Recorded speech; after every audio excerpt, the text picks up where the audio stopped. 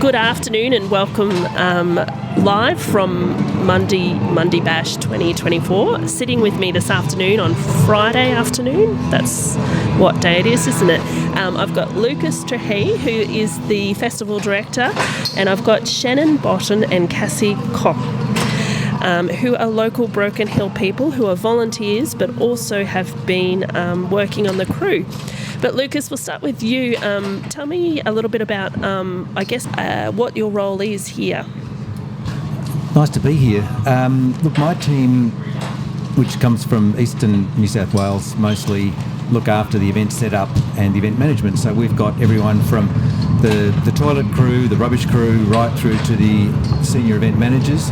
And we're responsible for sort of keeping the show on the road, making sure everything runs as smoothly as it can.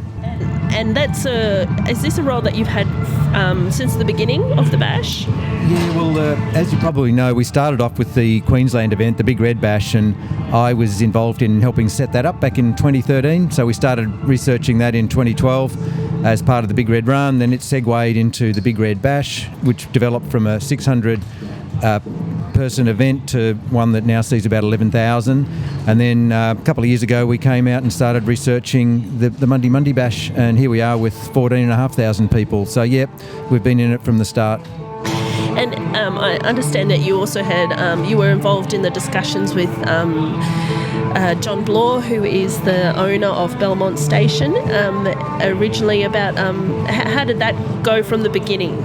Yeah, well, look, we were looking for an event site here from starting off in about 2018. So we had a good look around, and it's one of the most rewarding things about being the event director for an event like this, working with Greg, the event owner, and finding good venues, working with locals is just so rewarding to meet them, to work with them, and to help bring something that's got benefit for the locals as well as for all the people who come along and enjoy it. So yeah, we started off, we spoke to John and rang him up one day and said, we're looking for a big flat paddock, and he said, I've got plenty of those. I'll have to kick a few goats and sheep off it, but yeah, let's talk. So Greg and I hopped on a plane, we came out, we had a look around, John showed us around, we went up on the wind farm hill, looked over the sites, and the paddock we're on now is actually called Shannan's Paddock, which is, lots of farm paddocks are named after one of the old workers. So this is Shannan's Paddock, and it's a beautiful location. It's almost completely flat in every direction, just got a tiny bit of fall on it, which is really great. If it rains, it doesn't pool on the site. It's a sandy surface. It's got the beautiful wind farm hills in the background. And then, we met John and his wife, Airlie, and the kids, and started talking about, well, look, if we come here, we're going to need a road network. So John's also an expert road builder, so he built all the gravel roads into and around the site. So when you see that beautiful image from the air of the semicircular road network, that's kind of our standard design. And the idea is that the cars and pedestrians are separated as much as possible. So John's been a really big part of cementing that design, and you can now see that design from space. So it's really great. And then, we needed somewhere to put the staff, and we needed somewhere to put all the crew who arrive in Broken Hill early, but can't get out onto site. So we started talking to a few people, and as you know, there's a couple of caravan parks, and they're great, but they're not huge. So we talked to the Racecourse Trust, and they've now set up an amazing campground with hundreds and hundreds of sites, and we've got to know Cheryl and Kevin and the team there, and they've been super supportive as well, and that's a really integral part of it now, because without that capability of bringing people into town early, it'd be very hard to get people from all around New South Wales into Broken Hill, wait till we open up, then get them on site. So that's gone really well too.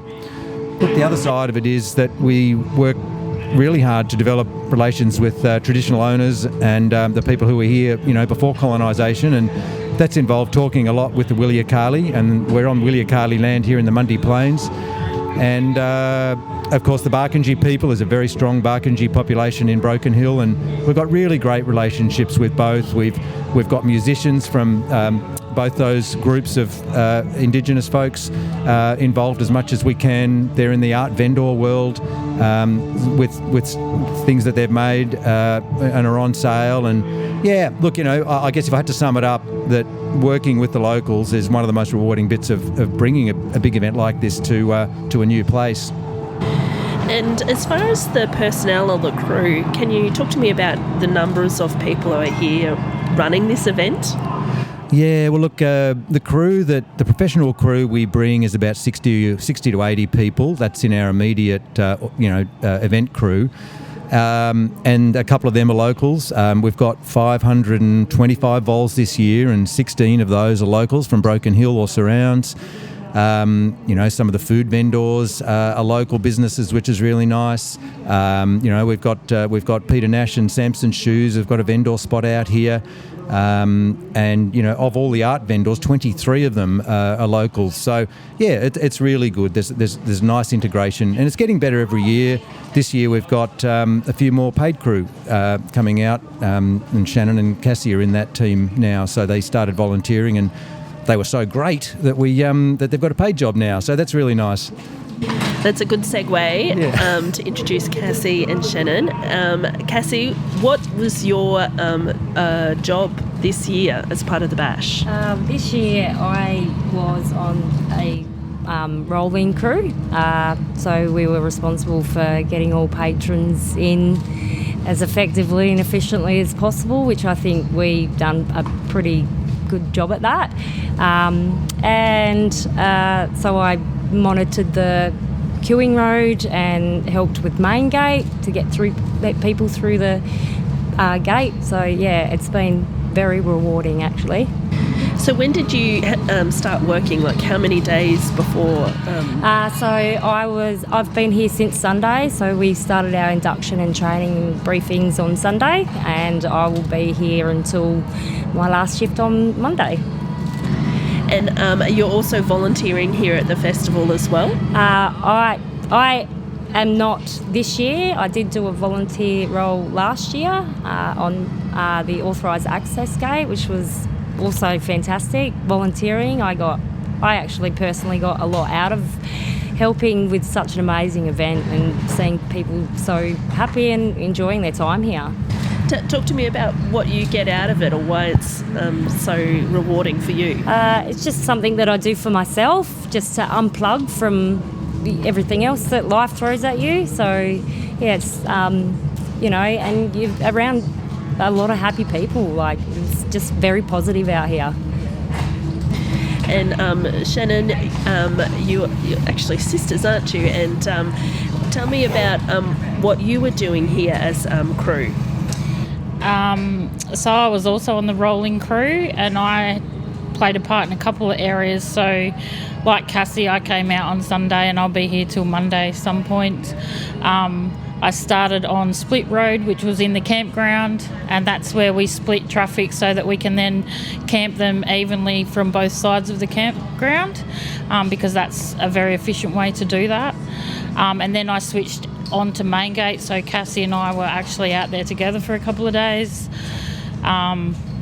Crazy but absolutely amazing experience. Can't rate it highly enough. Everyone that comes through that gate's pretty happy to see you, and they're waving, and I think we got rocks thrown at us in a good way. They were nice little painted ladybugs that some lady gave us the other day. And it's just amazing. I mean, I've been a volunteer out here actually for all 4 bashes, and to be on the other side in the crew and to see how they pull all of that off, it's absolutely amazing. Like, a lot of hard work goes into what they do, and I think more local Broken Hill people need to actually come out here and experience it. And, your role in Broken Hill is in event management, so it is, I guess, could it be like kind of seeing how an event's run on a really big scale, which is kind of interesting for your own professional development? Absolutely is. And the very first year I came out here as a volunteer, I worked for council.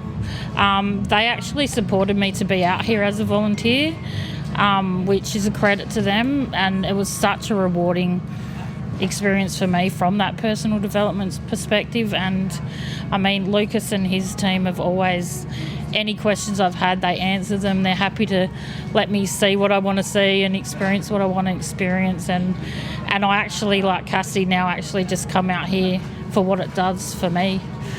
Personally, it's it's that reward for you personal. Like, you don't do this just to gain something for yourself. I come out here, the concerts are great, but I get more out of being on the team that actually delivers this. Is there anything you feel like you've particularly learned through being in 4 bashes, or like helped you in your own kind of role at the council? Yeah, communication is key. I think is a big one. The way you communicate and the information you give to people actually really helps them get their jobs done effectively. And I've, in my time at the Bash, gone from just being an event officer to now managing a venue, and I've taken a lot on board from what I've learned out here about how I actually treat the team of people that I work with and make sure that they've got what they need and they're well supported to do their jobs. Lucas, how do you feel listening to this kind of the conversation and the feedback that this has actually helped local Broken Hill people?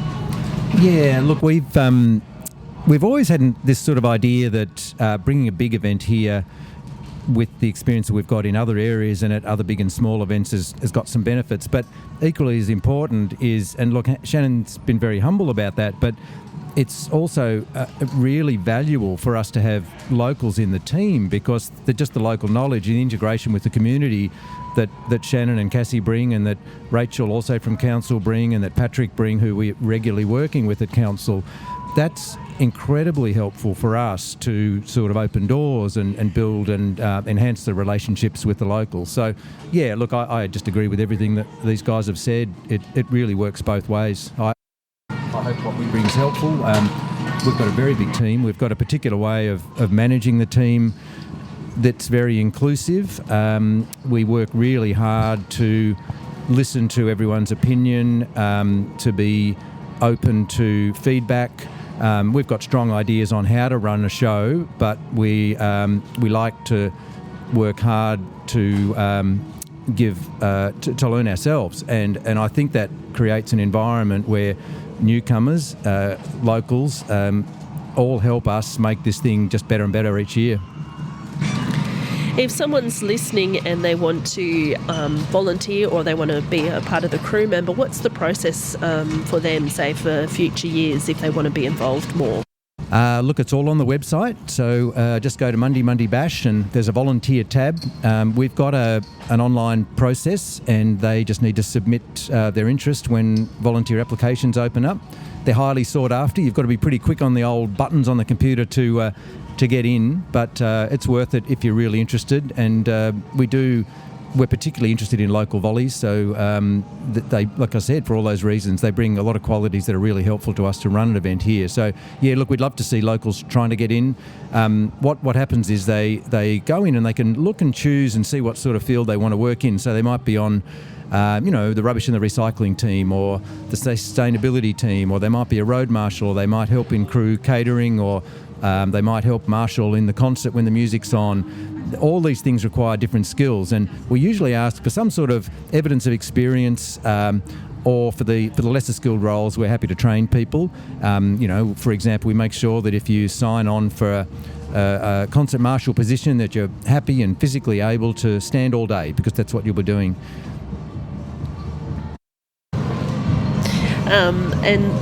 I just think thinking of someone who I understand is part of the crew in helping the Loos this year, and they're from Broken Hill, Steve and Ralph, I understand. So there's lots of different roles that people can do. Yeah, totally. There's quite a few locals. Stephen's been amazing. He's got exactly the right mix of skills we need to make toilets. So we've arrived with some prefab toilet cubicles. We've got 64 more this year, which brings our total up to 340 toilets. So Stephen's been a really great asset. There's another friend of Stephen's called Dirk, who's also been an amazing help over the years. And but everyone from Wendy Zannon, who was in our medical team over the years, Peter Nash, who I mentioned before, who's from Samson Shoes, but Pete's volunteered for every bash this year, and then we see him pop up on Facebook helping other people understand what it's all about. Kevin from Shannan's Electrics, and yes, yeah, a few others. There's SES crews, there's AMBOs that live locally. Some of the medics are also local. So yeah, look, it's great mix of people. And just some more of those stats that you've just thrown at me, then like the number of toilets. Yeah. Any other interesting stats around actually what it takes to physically run this event? Oh. Like I was just, surprised that, you've thought through like in all of the tents, putting flooring down, the level of detail and the level of thought through, is a credit to you and the team. Any interesting figures you could tell me? Well, I'm not sure of the exact numbers because they're going up so rapidly, but the recycling's amazing. So every day now we're taking semi-trailer loads of empty cans off to Channing's, for example, to be recycled. We've got 280 radios which are in use by the crew all around the course for everything from media liaison to the loo crew, to road marshals, to event managers. Yeah, there's every number's a big number when you're involved in something like this. We've got 140 crew and media that are being fed in the crew catering. So we've been living on site here for 2 weeks now, setting it all up, and of course we need to be fed, and the most efficient way to do that is to bring our own catering in. So the crew's being really well looked after by a small team, and they're churning out 140 dinners a night. The green room, which is where the musicians get catered for, they're often producing 60, 80, 90 meals a night in a fairly high-end little restaurant with, musicians, good quality food. So, yeah, as you said, every number's a big number. Well, I'll leave it there unless there's anything else that you wanted to add, Cassie or Shannan. Thank you. Thanks for your time.